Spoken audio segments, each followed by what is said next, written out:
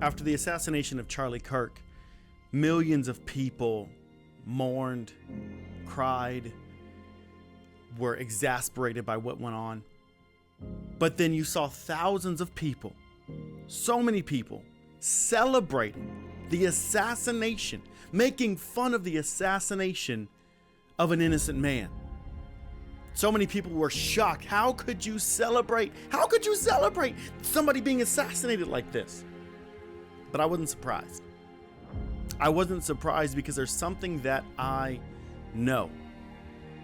And it's something that is going to give us a bigger picture of the importance and the power of Christianity and the message of Christ. And I'm going to tell you what this means for you, for America, and for Christianity as a whole.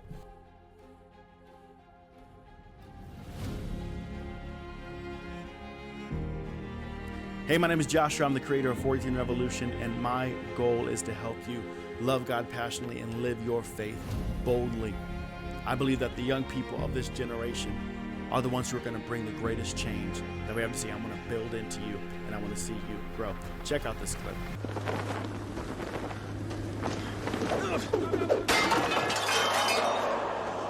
Are you not entertained? Are you not entertained? Is this not why you are here?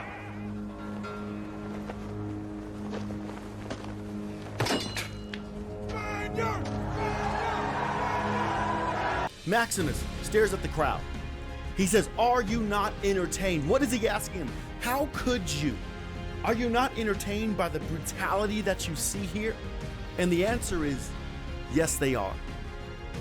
You see, we are shocked when we see these people laughing at what happened to Charlie Kirk. How could you be so vile? How could you be so cruel? But it is in us as people. See, we have grown up with this lie that, everybody is basically good. Everyone is not as basically good. Everybody is basically sinful. And when left to our own devices, we will continue to spiral out of control and into darker and darker depths. You need to understand that the reason why you think it's even barbaric in the first place is because you are living in the privilege of the shadow of Christianity. Yeah, even if you don't believe in God, the reason why you think we shouldn't treat people a certain way or you should treat them well is because you are living in the shadow of Christianity. Let me prove it to you.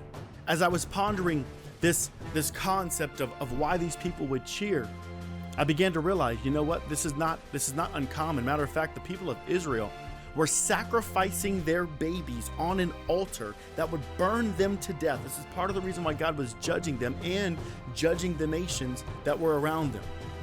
I want you to think about the cruelty that required, the numbness of soul. So when we get to the gladiator times, the idea is that you would watch people fight and kill each other.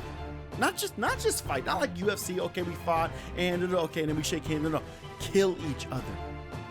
To watch Christians be thrown into the Colosseum, be gored to death by lions, and you cheer and enjoy it. Where is this depravity of soul coming from? It comes from all of us. Without Jesus and without being taught there is a better way. I had this thought, I said, I bet you gladiators stopped being popular because of Christians. So of course, I want to prove my theory and see if this is correct. And so I just go to ChatGPT and I say, hey chat, when did gladiators stop being popular? And sure enough, one of the top answers was Christianity. Christians showed that it was immoral. I want to read this to you. I found this on Italy of Rome Tour's website. There was a certain monk named Telemachus, and he would have come from the east to Rome to put an end to the cruelty of gladiator fights. One day during a show, he went down in the middle of the arena among the fighters, trying to stop the massacre, but the indignant spectators stoned him. And the emperor, Honorius, informed of this, numbered Telemachus and the number of glorious martyrs and forbade those shows. The monk's Christian conviction said, This is wrong to treat people like this. It is wrong to revel, to celebrate the killing of someone in this way.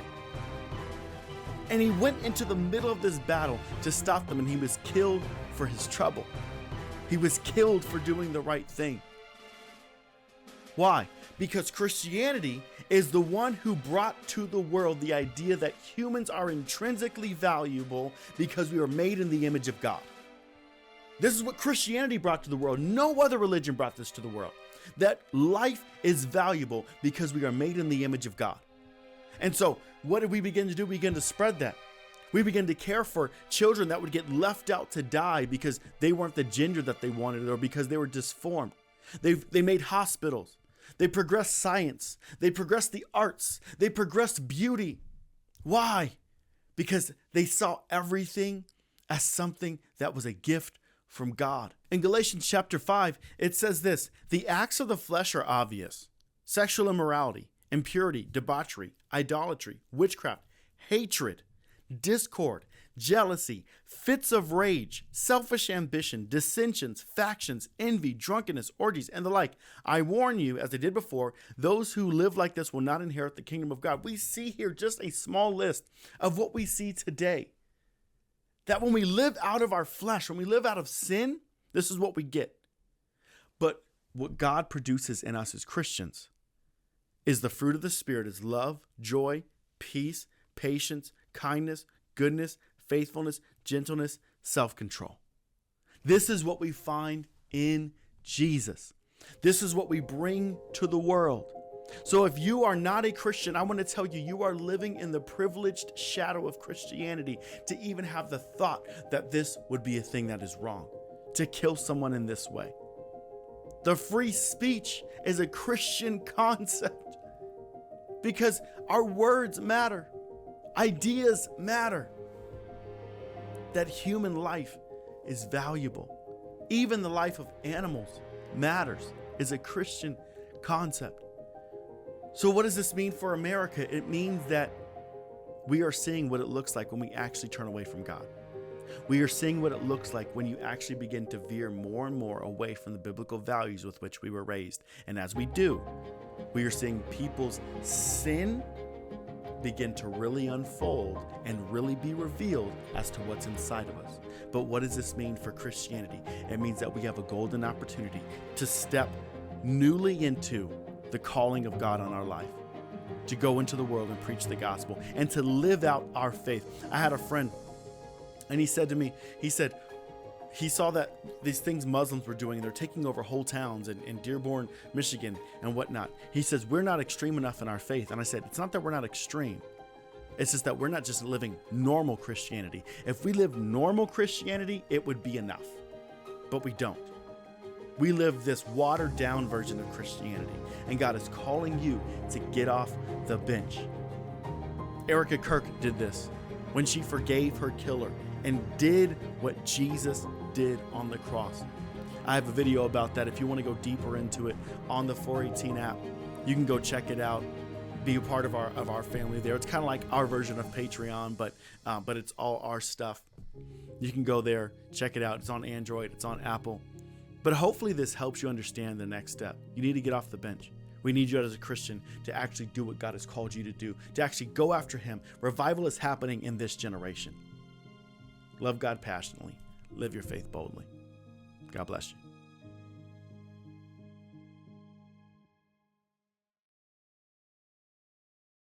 Hey, thanks for watching this. If you enjoyed this content, we are making courses. We are making so much more shows like this that go on the app. We'd love for you to be a part of it. You get a free trial before you pay. Right now it's $5.99. That price is going to change as we continue to grow our content and grow our contributors to it. And so we want you to be a part of jumping into that now. Also, go ahead and check out 418gear.com. Our goal is for you to be able to live your faith boldly, not only in what you say, but what you wear. Go check it out. Represent who you are in Jesus. We love you.